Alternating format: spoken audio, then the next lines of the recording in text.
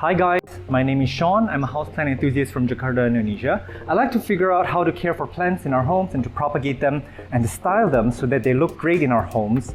And in today's video, I'm going to talk about the succulent bowl that my mom is going to be creating. This is actually my work from about 6 months ago, and I really like how it's looking. I see a caterpillar here, it's funny. And a lot of the succulents in this bowl has actually died off because they were, too tightly packed together or they're not getting cared properly. Succulents are very hard to keep alive here in Indonesia, where the humidity is about 80% outdoors. However, these guys that are surviving are pretty strong. So what I'm gonna do is I'm gonna figure out if there's any succulents that I bought from today's haul. I bought 50 of them, by the way, that will fit in here so I can fill out this bowl. At the same time, my mom's gonna show you her first time ever putting together succulent bowls. She's actually a florist. She has a lot of training in floral arrangements, and I attribute my talents probably from her because I think it runs in the family. So yeah, she's a little bit shy. She doesn't want to show her face. And also it's going to be very loud in there, in that room that we're going to be working on. There's like a refrigerator with drinks that's just humming nonstop. There's also the air condition, which is buzzing loud. So I'm going to be silent in there. It's just going to be visuals. And yeah, I will be back to show you the final product after we finished it. And before we get started, I'm actually going to quickly show you how I mix my potting mix for succulent and cacti and succulent. So yeah, let's get to it. So we're going to start with the potting mix for cacti and succulent. And I have here about, 7 or 8 handfuls of burnt rice hulls. And this contains a lot of silica, and it's also carbonized material that will absorb water very quickly, but it also releases water very quickly at the same time. So it's very fast draining. Also, it has a lot of antifungal, antibacterial properties, which will help prevent root rot. And in my hand here, I have a whole bag of akadama. And this is actually the fine grain one. This is widely used for bonsai. So I'm just gonna pour in the whole bag. I don't really have a formula. I'm just gonna use my hands to feel the consistency in there to see. Oh, it's very smoky in here right now. And then while I'm at it, I'm gonna pour a whole bag. This is 1 kilogram of the akadama, but in the slightly bigger granules.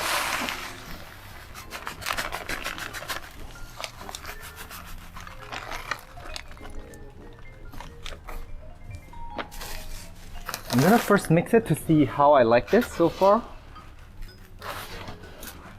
It's feeling very, very heavy, but very nice. Wow, look at the color. And since this is very heavy, what I'm gonna do next is I'm gonna add perlite to it. So this is gonna add a lot of volume in there, but also a lot of air in the potting mix.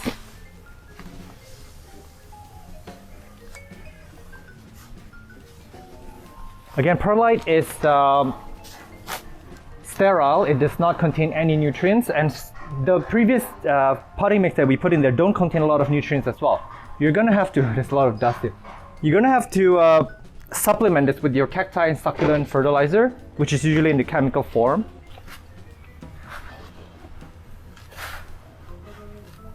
Beautiful. And I have one last ingredient to add to this. There's so much dust, I have to back away, sorry.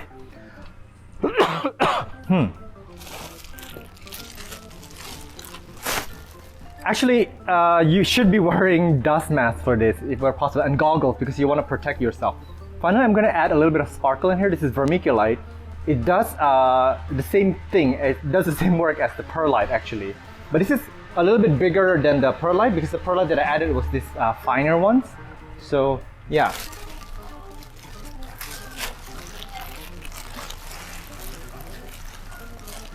The vermiculite, I think it adds a little bit of that sparkle element that looks beautiful, and it's also very fast draining. It adds some volume to the potting mix. And I'm just gonna mix it, and it just looks so nice. Look at that. I believe a lot of these ingredients are available except the burnt rice hulls, which you may be able to substitute it with charcoal. Activated charcoal does kind of the same thing.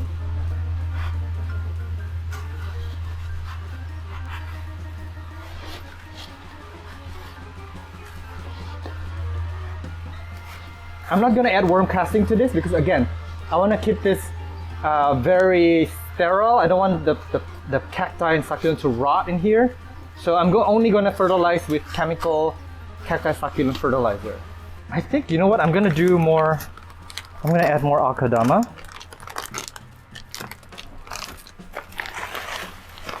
Half a bag of each, the fine and also the bigger granules. Half a bag each.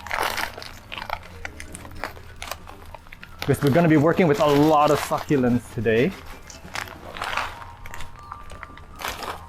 To that, I'm going to add some more perlite.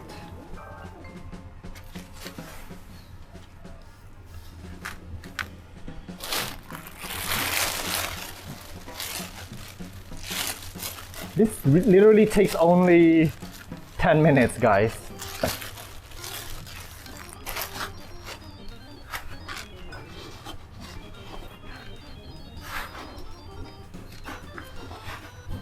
Very nice. Now you see a little bit more brown now than before. Yeah, so this is what it looks like. In this potting mix and also with the terracotta pot combination, the plant will need frequent watering. I would say up to once every 3 to 5 days, because it will dry out in a matter of hours. If it's outdoors and if it's getting super good, you know, some direct sunlight, the plant is going to be a little bit more thirsty. However, if you put this in a plastic pot, then you really don't want to water it much at all. Probably about every 1 to 2 weeks, depending on the plant and your other conditions as well. This is looking very nice. I'm happy with this. Let me see. Do I want to just... You know what? I'm just going to put everything in here because I think... Yeah, I'm just going to dump everything in here. And whatever is left over, I can store it up for next time. So I don't have to mix it all over again. There's enough burnt rice hulls in there. I think I don't need to keep adding more.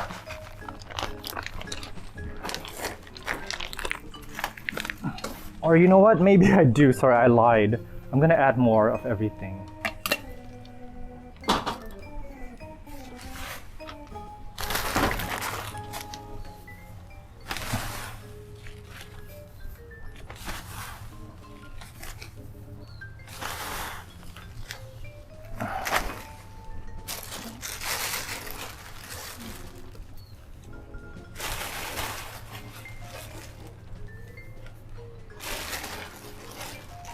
Okay, I am satisfied with the volume. This is a lot to work with.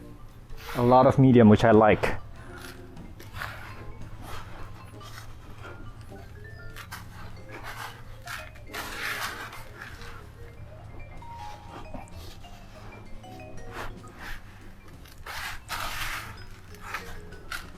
My hands feel really exfoliated now. This is probably my key of having smooth hands. When people shake my hands, they always figure out like, oh my god, your hands are so smooth. This is why. Okay, I think I'm done with the mix. There you go. So this is our final product.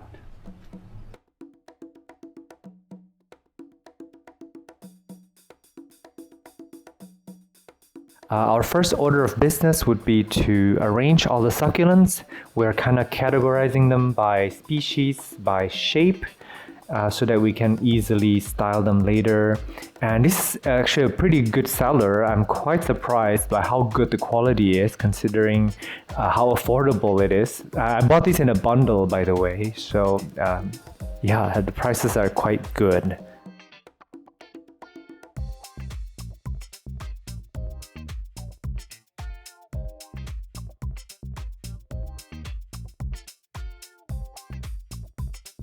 Okay, and we are ready to start.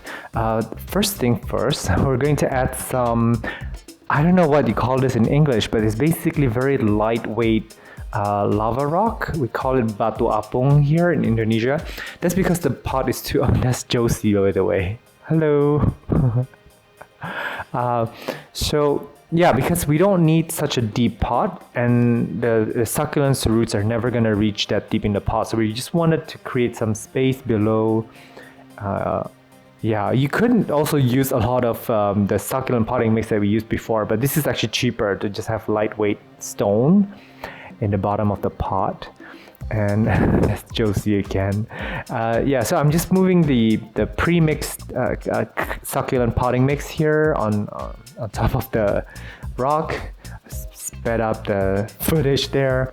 So this is a Kalanchoe plant that I've had for a while. It flowered for me a long time ago. But Kalanchoes can be used as succulent in succulent bowls because they are a succulent. And here's the Peperomia incana. It's a little bit controversial to use this, but I'm going to do it anyways. I'm just going to take a top cutting and stick it into the potting mix. And as I'm editing this video 2 weeks later, this cutting is still alive. However, some of the bigger leaves actually burnt, even though I'm pretty sure it didn't get really crazy direct sunlight. But these plants are actually very, very sensitive to direct sunlight compared to other peperomias. So just be mindful of that. So yeah, we're gonna use these cuttings later. We just stick them right into the potting mix. And my mom has pre-styled the succulents here. We haven't really set it in the potting mix yet. We're just laying out the design, and she's saying that for the design element, it has to be dimensional, which means that a good arrangement should not look good only from one side. And she would start with the tall ones in the center usually, but it can also be off to the side. And here's that Kalanchoe that we had a cutting that we cut fresh from my other plant. This is gonna grow pretty tall and it's gonna flower. And then here is a Echeveria, and she's just angling this to one side because you don't want everything to be facing upwards when you're doing this. And by the way, she's talking to me in this video in Bahasa Indonesia, and we're talking very casually. We talk in a little bit of Chinese. We mixed a little our languages. That's why I kind of decided to do a voiceover instead, where I could narrate what was going on in her mind as she was arranging this. So yeah, she's angling the remaining pieces. I'm actually going to spend a few minutes to walk through with you some of the species that we're working with today, and they're common succulents. They're the ones that you will see most often. I'm going to go through the major plant families, and first of all we have the Kalanchoes, which is the first plant we put in this bowl. And Kalanchoes come in many shapes and sizes, and most of them are actually known for the flowering, and they're quite beautiful. And then we have the Echeveria, which is the rosette type pattern that you see, and it's very, very commonly used. And they can be propagated so easily, it's amazing. And the Echeveria is mostly from South America, and the Kalanchoe is from Africa actually, and so is the Crassula, and the Haworthia is also from South Africa, and Haworthias are actually closely related to aloes, so they look a little bit like tiny aloe veras. And we also have some sedums in here, although it's rarely used in these succulent bowls. And sedums are from South America mostly. We also have some Euphorbias, if I'm not wrong, and of course we have some Peperomias in here that I snuck in. And the care for all of these are actually very, very similar in that they require bright indirect light, and they would really do well with some direct sunlight in the morning, or some dappled direct sunlight throughout the day if they were shaded by like a tree or something. So sunlight is actually very important for them. Do not put them in like a dark corner of your room or on your office cubicle where if they're not getting any light, they will die very slowly. And I guess the next important thing would be with watering. Again, they're known to be drought tolerant. They cannot be overwatered at all. They will turn to mush. They will rot very easily if you overwater them. So yeah, just be mindful of that. Because I give it a terracotta pot and a fast draining potting mix that is like mostly rock that will dry out within like a matter of hours, I can actually water this almost every day, or every other day rather. Again, it depends on the weather. If it's a hot day or if it's like a rainy or cloudy day, I would back off with watering. And another thing that I found really important with succulents is airflow. I mean, like if you keep them in like a closed terrarium where they don't get airflow, they're going to suffer, they're going to do really badly, and a lot of pests are going to get on them. So yeah, just be very mindful of that. They do better outdoors here. And the next thing that I'm going to touch on is humidity, and they hate humidity. They do not require a lot of humidity at all. So it's actually not, the environment that I'm in is actually really bad for them. And that's probably why a lot of them rot off in my care, probably because I also overwatered them. I'm not blaming everything to humidity, but they do prefer lower humidity, drier air. Again, they just like to dry off completely. So another thing is that they are very prone to pests here, especially if they're not happy. If you put them in lower light, if you put them in low air circulation, they're going to invite mealybugs and scale. It's going to come over. I've had these succulents grown outdoors, so I see spiders crawling around these plants, which is a good thing because the spiders are actually protecting the plant. They're eating the pests. So yeah, don't kill the spiders unless they're spider mites, of course. And spider mites are going to be, you know, little dots of spiders, like mites. Sorry, they're not spiders. They're little dots of mites, and you'll see the spider webs. They're not spider webs, sorry, they're webs with tiny things on it. Yeah, and you want to take care of that if you see that on your plants. And I actually fertilize this with liquid fertilizer. I have a cactus and succulent fertilizer. I just put a few drops in to my watering can and just water them. I prefer to bottom water it. However, I don't really have time these days. I just hose it down with just like most of my other plants, and they seem to be okay with that situation. Like I always water them in the morning, which means that by the afternoon time it would be bone dry. If you knock off any of these leaves, actually you can propagate them. Just put it on any surface, preferably like a surface that's slightly humid but never wet, and it will root. Especially the Echeverias, Kalanchoes can also be propagated with leaf cuttings. Of course, your Crassula ovata, they can be propagated that way as well. Euphorbias, I believe you need to cut like the stem off and then let it callus over and stick it in the potting mix, or some people do it in water. That's how you do it. In Haworthias, they would put out pups off the side, and you can actually separate the pups, and that's how you grow them. So yeah, this is my mom's first bowl that is done, and I'm bottom watering this just to make sure that it's evenly saturated in the potting mix. And my mom's already working on the second bowl. She actually spent only, I don't know, 20 minutes in total to make all these bowls. She's very, very fast. She's got very fast hands.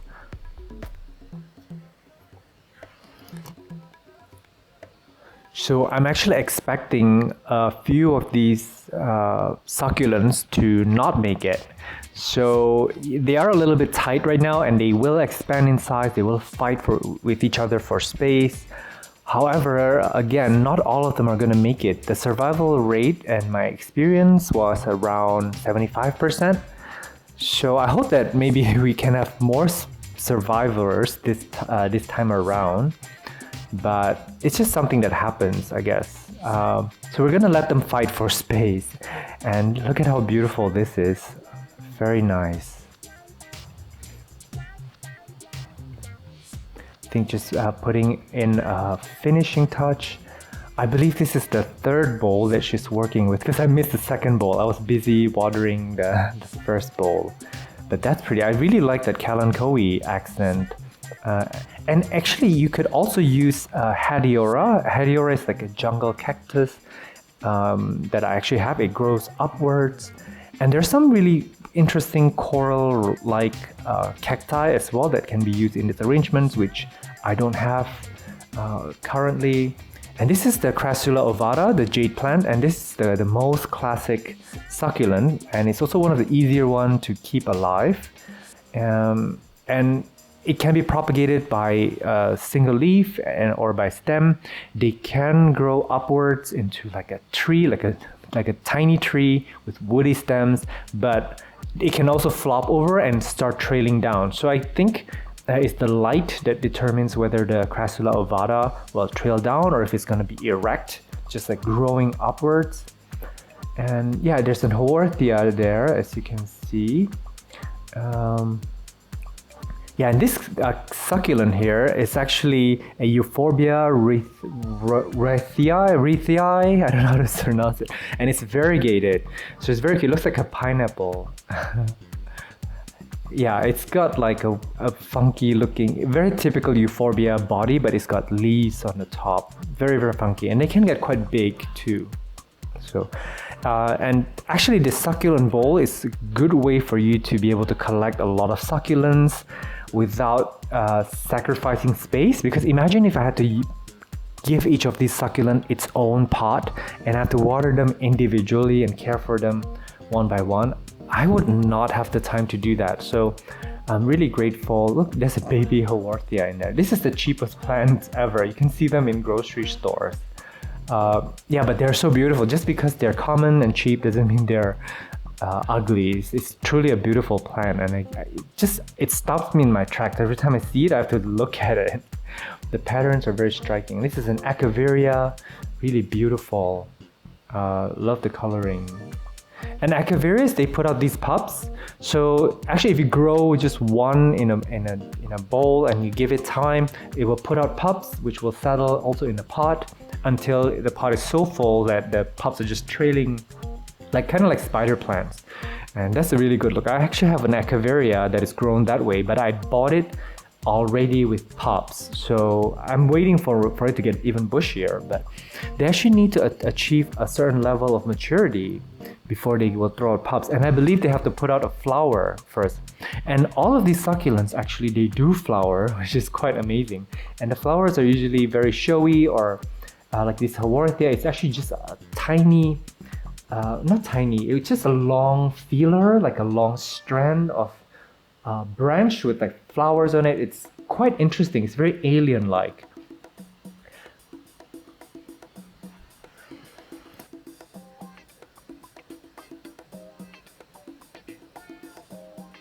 So I lied in the introduction. I thought that my mom has never worked on succulents before, but apparently she has. She just revealed to me during our bonding time here. And by the way, it's a Sunday. It's really beautiful outside.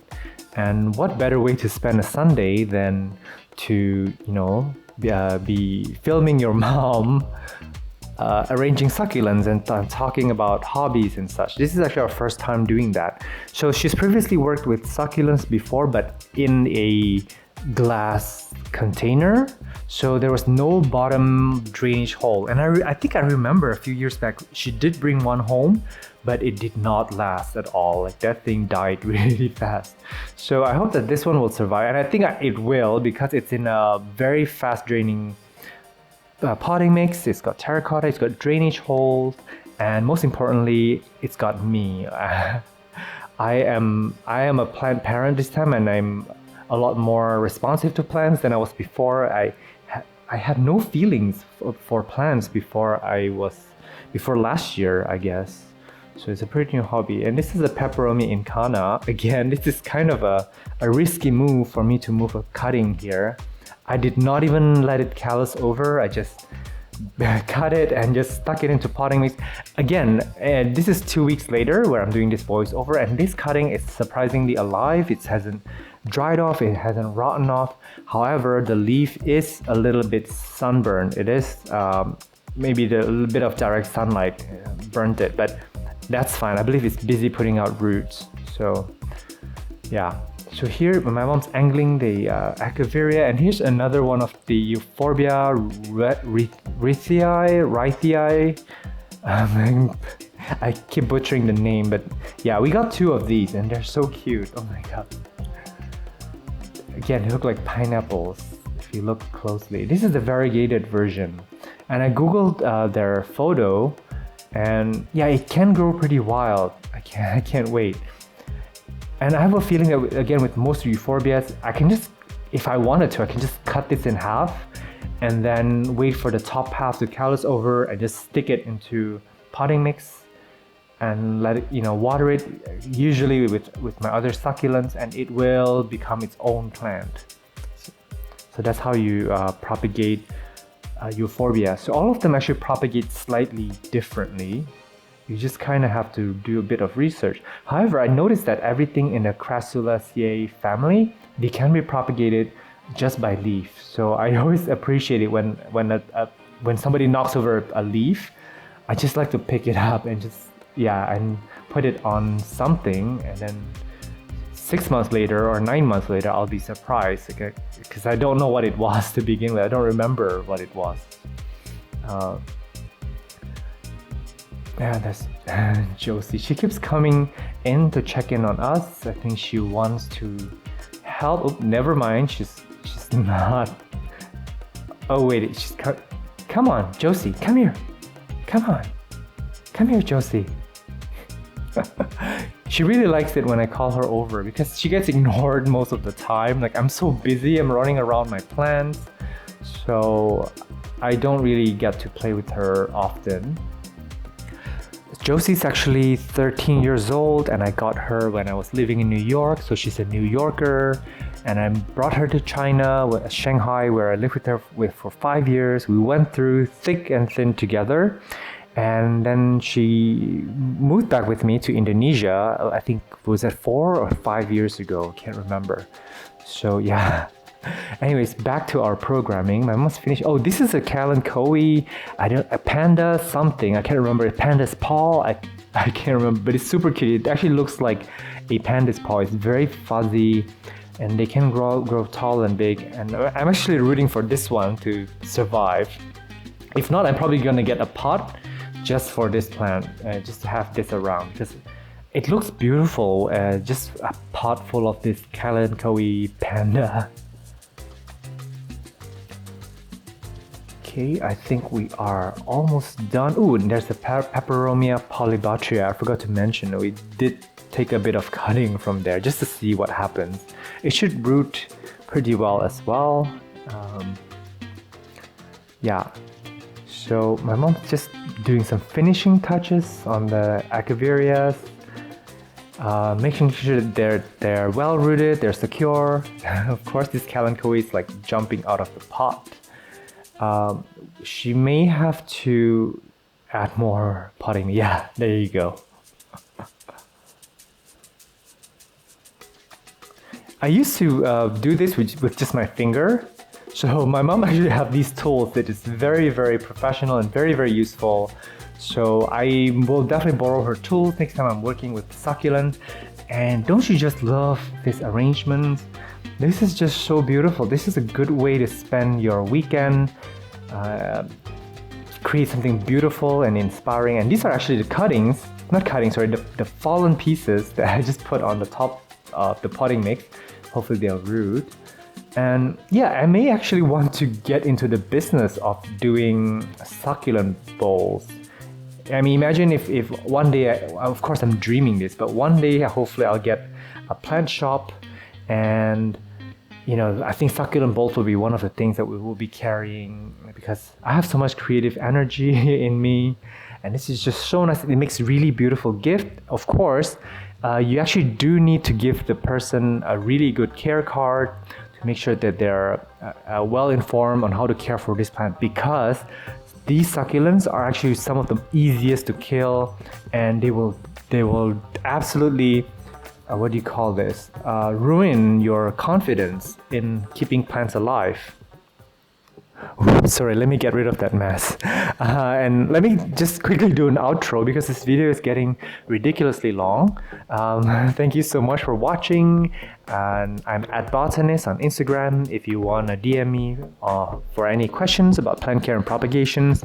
I'll try my best to get back to you. Please do like this video, comment down below, and I will see you in the next episode. Bye!